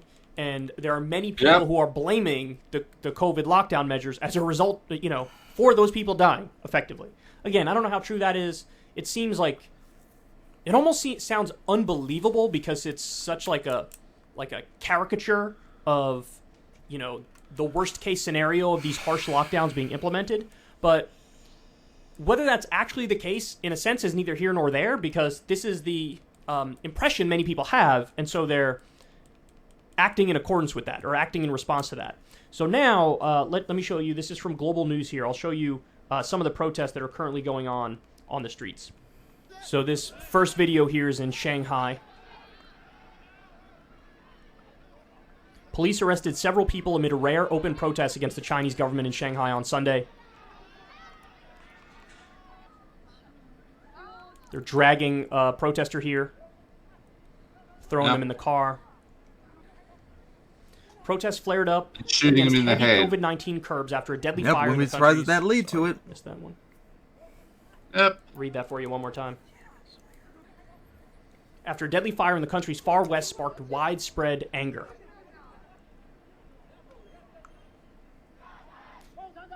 They're chanting, Communist Party step down, Xi Jinping step down. Lift lockdown for Xinjiang.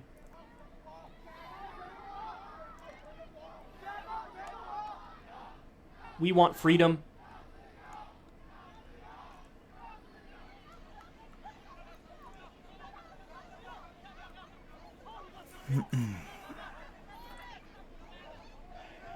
Serve the people, they're chanting. Protesters held up white sheets of paper as a symbol against censorship and called on President Xi Jinping to step down. There were some barricades that police are putting up.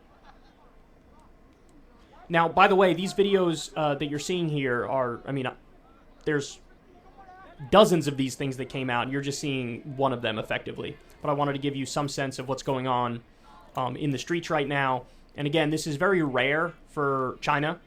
China, in many ways, is very authoritarian, and they don't allow... And very order-based, as we talked about earlier. And so any sort of gatherings... and we will be talking about soon. Mm-hmm. Instantly, if they so choose. So, we're watching some more arrests here, I guess. Cops marching around. There you go. Okay, so that's what's going on. It is kind of surprising. It is kind of surprising because they've had this COVID-0 policy, and at least until this point, you got the sense that maybe there was some discontent, but it didn't rise to the level of, like, a mass movement in the streets. But that is what we're seeing. Caused it to explode. Mm-hmm. To see, and it worked because many of the restrictions have been lifted, and now China is expecting 1 billion infections in the next 12 months. Now, it's very possible that they could just shut this whole thing down and, really crack down hard on the protesters and use their authoritarian police state to do it. We'll have to wait and see how it unfolds. But ultimately, look, I think there's a cautionary tale here, right? Because when you talk about COVID policy, there's a massive spectrum of measures you could take and measures you can implement. All the way from just full and complete economic lockdown, get in your home, we're going to try to ride this thing out. If you lock yourself indoors for X amount of time, the virus will go away relatively quicker, and then you can get back to normal life, right? That's one argument. Which is the smart thing people should do when COVID happened. Lockdown, and let's just get past this thing as quick as possible. Vaccinated. And as a result, it's now stuck here until it kills and disables most of us. You should stay indoors, get vaccinated, wear your mask and all that, and be safe. And that would help lower the spread of COVID. On the other end of the spectrum is like the libertarian live and let live approach, which is like you can take your own measures, whatever you want to take, or if you don't want to take any, don't take any, and just go about your life and whatever happens, happens. That's just very ignorant if you do that, but if you want to, I guess. Massive downsides. The massive downside of a COVID-0 policy is there's no way to do it other than to go full authoritarian and just control people's lives to an absurd degree. Now, you have the added benefit in that scenario. If you actually do successfully do a lockdown, you're going to have fewer virus deaths because the virus just can't be transmitted as much because people aren't out doing stuff, so it's just not going to be transmitted as much, right? So the upside is much fewer COVID infections. The downside is you have to go full authoritarian police state in the process, which is restricting many, many freedoms, which obviously people get fed up with after a while, right? On the other side, the let her rip policy, well, the let her rip policy leads to, even though you have maximum freedom effectively, it does lead to higher infection rate, it's spread more, and then the big fear that a lot of people have in a scenario like that is you overburden the hospitals. Yes, because that's a big problem with a whole high infection rate because it overflows the hospitals. Exactly. That's why you need to be smart about this and think about others and society and not just yourself, which is why you should just wear the mask and get vaccinated and stay indoors if you're told to. It's not that big of a deal. Have the medical care system collapse in any respective country. That's why it's ignorant and selfish and self-centered to just ignore all that. Your rip, because there's no mitigation, so the virus just rips through the entire community, and you'll have a very high rate of infection and a very high rate of death. Right. So those are the two extremes. Now, the position that I supported, and I think is the most common perspective, at least in the U.S., is sort of like a COVID-centrist policy, which is like we should try to balance these two values, right? On the one hand, you have individual rights and freedom, and on the other hand, you have the good of the entire community and the collective. And I think any reasonable person sort of balances these values, where it's like, okay, what trade-off are we doing here? At what point does a regulation cross the line from just being a regulation into being authoritarian? So I think what China's doing pretty much early is on by in the now. Pandemic, I love the idea. In retrospect, I wouldn't have done any lockdowns. We never had a federal government lockdown, but we had some, governors would say things here or there. You'd have individual companies that. I think they were useful, but the main problem was nothing like a UBI, because that was the problem when things shut down. People had no way to make money and such. There should have been a UBI. That's the main problem. There was no UBI. If there was some way for them to make money regularly during all this crap, then a lot of the problems would be non-existent. It just totally shut down. In retrospect, I wouldn't have done any lockdowns, but I would have definitely had a mask mandate from early on and kept it in place, because... I mean, there is federal mask mandates still in, like, hospitals and all that. Yep. And that's been 2 years later. And, of course, business can choose whether or not if they want to serve you without a mask or not. So, again, it's their choice, and that's not a big deal to me. Wear a mask. Those were pretty effective, according to the data, right? So, I'm kind of like a COVID centrist. I would have done mask mandates early on in the pandemic. I like the idea when we developed the vaccine of a vaccinate or test policy. So, you have your choice. You can either take the test, make sure you're clear, or you could take the vaccine and then everything's all good. That leaves room. And conservatives had a meltdown when Biden wanted to do that, remember? The collective good. Yeah. This was the general approach that I supported. A lot of people, a huge amount of people on all sides of the aisle had meltdowns. When you go full authoritarian police state and you do a crackdown, in theory, they may be able to look at a piece of paper and say, well, our virus, rate is low, but the trade-off is complete societal breakdown and instability and a rebellion because people don't want to be fucking locked in their house. I mean, I'm in my house all day. It doesn't bug me pretty much. And they're not buying it. Now, by the way, at the same time, you do see, as of right now, there is a surge happening in China. And they've had more cases than they've had in a very long time. And so, now some people would argue that proves the lockdown's not working. Other people would argue, well, that means they're not actually locking down, right? So, I'll let you guys adjudicate that and determine what's true and what's not true, but what we're seeing here is a big movement against extreme COVID measures. And look, on that front, I totally understand it at this late date, man. I totally do, especially because, well, they have like a lower vaccination rate, which is part of why they were doing the lockdowns, right? Is that which is kind of crazy because they're authoritarian pieces of shit. So you would think they would just straight up force you to get vaccinated. That's crazy that they're low. If you don't have like a lot of vaccinated people, then if people get the virus, they're more likely to have severe consequences. Whereas countries that have a higher vaccination rate, they can kind of afford to be a little more open, because if you get the virus, it's much more likely to be mild, right? It's still the case, with all these different variants, it is still the case that if you're vaccinated, you have much more protection against severe illness, hospitalization, and death. Which, by the way, as I just saw, I think it was, I can't remember whose video I saw it from, but they did a video on this, and this post, chart still showed the vast majority of people that had to go to hospitals or died because of COVID were because they weren't vaccinated. Yep. So if you're vaccinated, you're less likely to go to hospital or die if you get COVID. Exactly. So that's why get vaccinated if you can. Yep. There's a backlash, man. There's a backlash to their approach, and I totally understand it. At this point, a COVID zero policy seems very, very extreme. It's going to lead to massive economic calamity. Well, look, the one silver lining of this is, apart from the fact that people are now fighting for more freedoms, right? The one silver lining of this is going to lead to the U.S. economy. We are going to further move back to making our own goods here.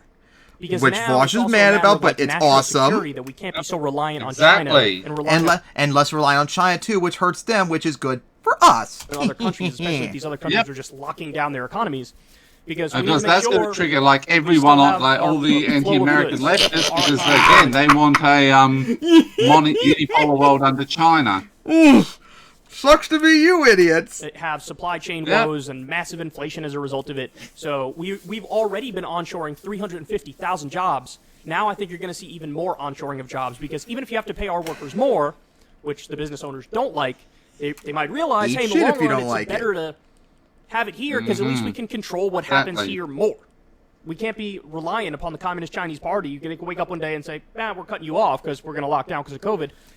Or nationalize you too, which China would probably do. More jobs coming back here as a result of it, which is a silver lining. On top of the silver lining of, people in China trying to fight to get more reasonable standards in place. I totally sympathize with that. I'm not a letter-rip libertarian type on COVID. I think that's too far in the other direction. I think you can overburden the hospital system. I think that will lead to way too many people dying. But effectively, I think the right approach was some mix of mask mandate, basic regulation, vaccinate or test. And outside of that, you got to go live and let live. 'Cause you can't sacrifice all your freedoms in perpetuity forever, because then that leads to this backlash. And I'm sure there's skyrocketing rates of depression, anxiety, and all these other issues. China already had that problem already because they're a authoritarian country. That's nothing new for them. So severe. And so they're rising up. I'm totally agnostic on what's going to happen from here because they could just shut the whole thing down with the police state action. But the fact that they're or they can even go even more hardcore Tiananmen Square on them too. That's also a possibility. Xi Jinping still being in power is really something because he just consolidated power. He just did. So yeah, for all of you don't know, historically, like ever since Mao died, the premiers in China, it's basically like they would be ruling for like 10 years or so. That's pretty much been like the standard. And Xi just broke it recently, a few months ago. We'll see, but things are getting interesting. And that was a lot of political capital for him to do that, too. That wasn't fully on... A lot of the Chinese Communist Party was not fully on board with that, too, if you didn't know of him doing that. So, yeah. What do you guys say about this protest in China? Hopefully they win. Oh, it was quite a surprise when it happened, and I'm surprised they didn't go... I'm kind of surprised they didn't go Tiananmen Square on them. I mean, they could still in the future. You never know. That's how crazy China is. But things have calmed down a bit now that they've accepted they're going to have 1 billion infections in the next year. Hopefully they succeed in that regard, and hopefully they keep the protests going to get more political freedoms too, which China actually needs. Yep. And then who knows? Maybe if China fully turns around, stops being authoritarian, maybe embraces social democracy, maybe, just maybe, they actually could be better than America for once. That could be possible, but you have to go all the way to the left on that one. Actual social left. Alright, so now, I think we're on the final topic now.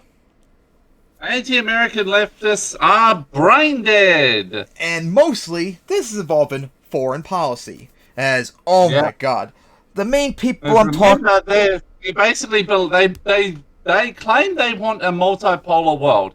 And then everything they say... is basically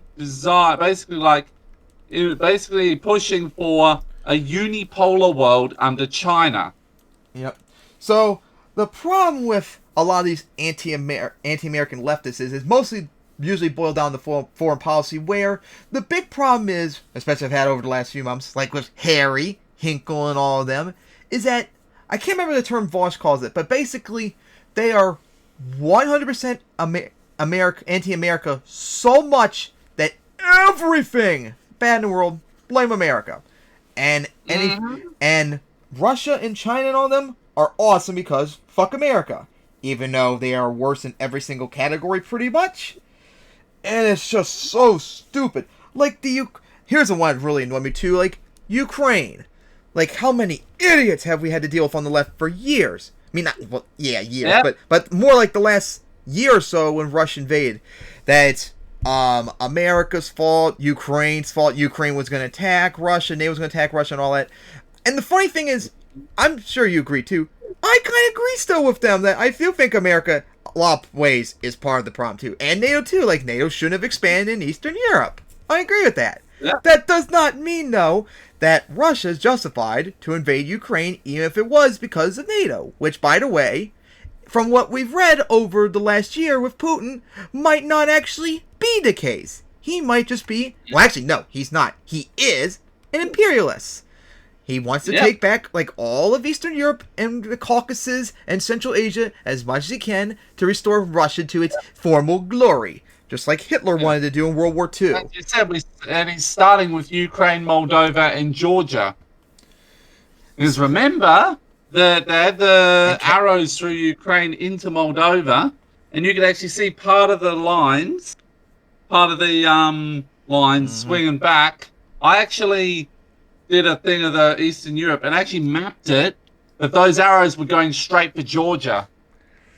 Yeah, because that was the ultimate plan, which thankfully, because Ukraine has rebuffed Russia so much right now, they might not be able to get away with their ultimate plan. Might not be able to. And of course, remember too, lately, last few months, threatening Kazakhstan, of course.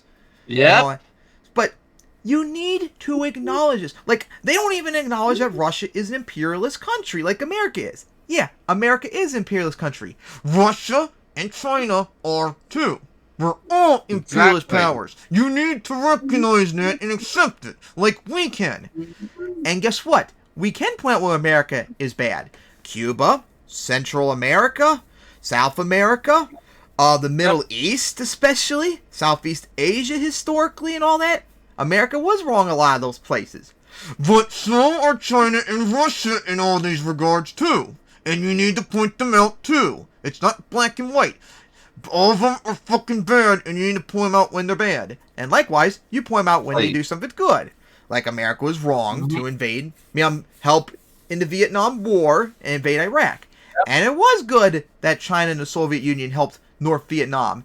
And because China was actually involved in North Vietnam, that was the main reason why America couldn't win the Vietnam War, because in order to win, they would have to straight invade the North, and China would have probably intervened and started World War III if they tried it. So that was good on China to intervene to keep us out and all that. Likewise, it's good that we're helping Ukraine beat Russia back. So it'll stop them and all that. And I'm sure there's probably other things that the Soviet Union probably helped other countries in when America interfered with them. Not off the top of my head, though. The only one thing I can think of is Iraq, but no one helped Iraq in that one because no one was going to dare challenge us and all that.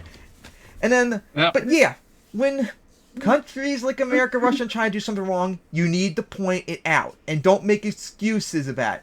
Like we said, they don't even acknowledge Russia is imperialist. They're, as Harry always say, Putin is a Russian militarist. He's a militarist. It's only imperial. Only Western nations can be imperialist because they're Nazi terrorist states that must be destroyed with Jewish space lasers. Oh yeah, and that's funny too, because the other day he even said that if NATO is disbanded, Putin will stop.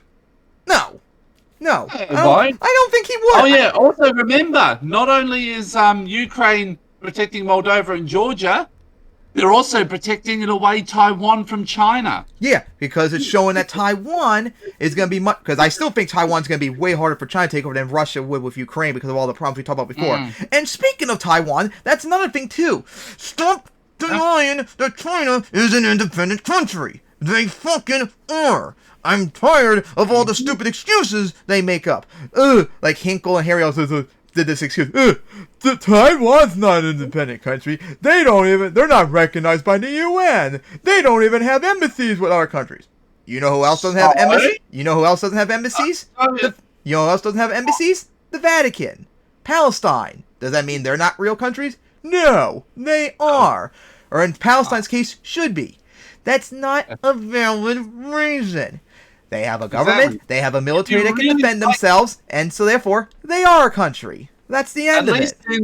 And even when in things like the Olympics and the new version of the A1 Grand Prix, and they're called Chinese Taipei, it's still acknowledged. They're still at least acknowledged as an autonomous state. That's funny too. When everyone did all the sanctions on Russia. Russia had this thing. They have a law where they can do like some sort of sanctions right back on countries that are unfriendly to them. They also put Taiwan on the list, even though they don't recognize it. It's so funny. Yep. But yeah, China is an independent country. Fuck China if they don't like hearing it. Now, of course, Taiwan's not going to claim independence because China's going to threaten to attack them, and also they don't need to. They are independent, even if it's not officially recognized. They're still independent, and guess what? It needs to be respected. Exactly. Just like America needs to respect everywhere else too when they don't do it. And likewise, if China does something to Taiwan, well, America is ally of them, so if China does something to them, then America will be involved. And there's nothing you're going to do about it. And likewise, if Russia does something to Kazakhstan, we must support them. And all that. So, I'm tired of all these idiots. Because guess what? When it comes to Taiwan and Ukraine, I hate to break this news to you, but when it comes to Ukraine, sorry. The West and America are just right and Russia's wrong. And when it comes to Taiwan, we're right, China's wrong. End of discussion. Now, Vietnam. They were right, we were wrong. Iraq. They were right in terms of opposing it, but I don't think they cared morally about whatsoever. But we were wrong with Iraq.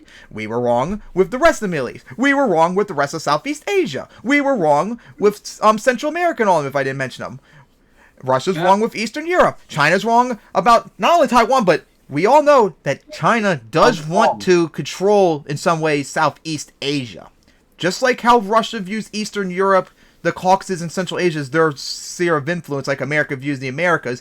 China views Southeast Asia as under their thumb, no matter what, and they don't get no say out of it.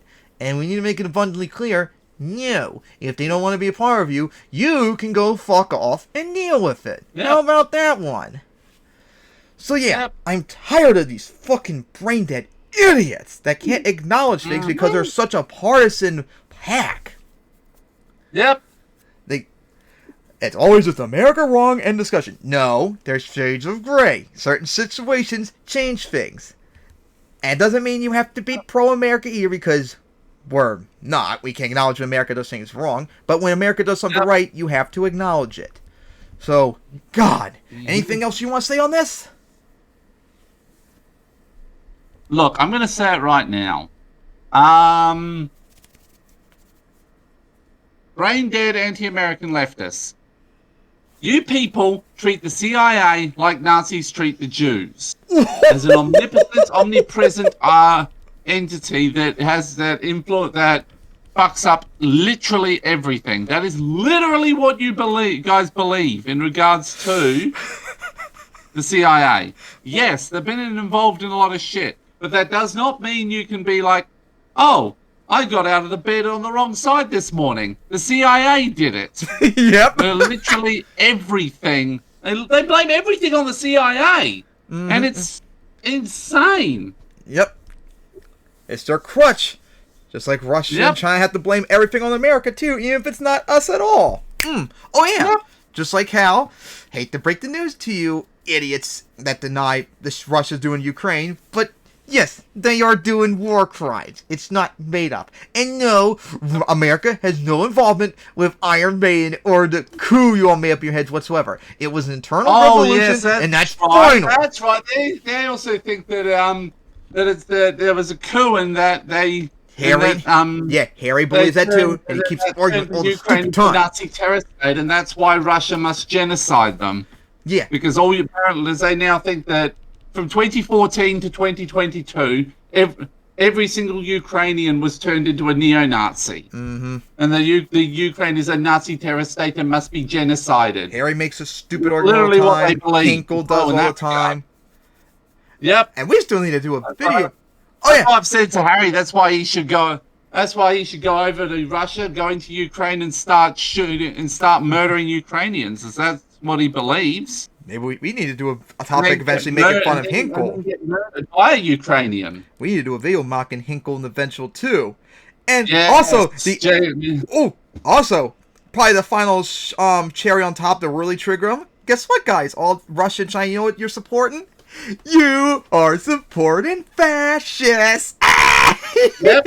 Yeah, and Nazis of multiple stripes. Because remember, they've got the Kharkov Battalion, who are explicitly Nazi, and they've got Western trained Islamists and jihadists from Chechnya, who are basically Nazis. The only difference being is that their religion is Islam instead of one form or another of Russian Orthodoxy. Yeah, China and Russia are fascists, and they support fascist policies. Let's see, Russia, like we just covered, all the shit they've done in Ukraine, and of course all the homophobic bills they just passed. Taiwan, oh my god, not Taiwan, China is the perfect example of fascists. Authoritarian government that has state capitalism, oof. Perfect, just like the Nazis. Over and over and over again, just obliterated. But that's right, we're just shit libs, remember? So what we say when we point out facts is just irrelevant. Yeah, because that's all corporate hate speech, and that's why we need to shoot up CNN and MSDNC. Yep, that's what. Wouldn't be surprised if they start getting violent by how silly they are, because they support fascist governments. Hinkle doesn't seem like the type. I mean, he does. Infrared seems like the type that he'd just like he'd like spontaneous. Like his would be more spontaneous. Like he'd just look around a bit, and like someone would say something, just the wrong thing, and then he gets out two fucking pistols and starts firing. Yeah, because Hinkle keeps bringing up satanic stuff all the time now, if you didn't know. Which means he's now bought into QAnon. Which means he's no longer a leftist. He's now a far-right nut. He hasn't been a leftist in months. This is one of those times where the horseshoe has become a friggin' elongated circle, because he's now gone from far left to far right. He's a fascist now, Harry. Eat shit if you don't like that. Yeah, Harry, you're now the shit libtard fag. And you support the far right Jacob Hickey. Yep. Yeah, you're now the shit libtard fag. Ha! Eat shit and die. But no, I need to fucking die, as he tells me every day, remember? He's the one that he needs to go over to Ukraine and get killed. Since he's the one since he believes that all Ukrainians must die, how about he practices what he preaches and dies in Ukraine? Same goes for Yankee Tanky if you've seen him. Yep.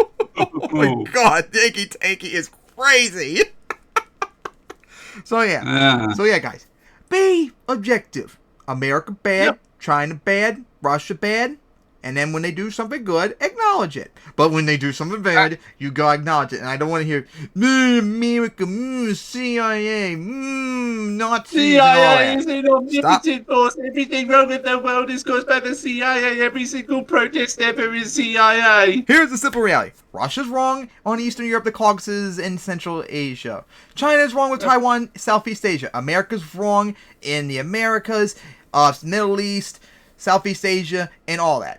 You can all acknowledge that, and then when they do something right, you have to acknowledge it too. It's not that hard. It's called being objective instead of being blindly on one side.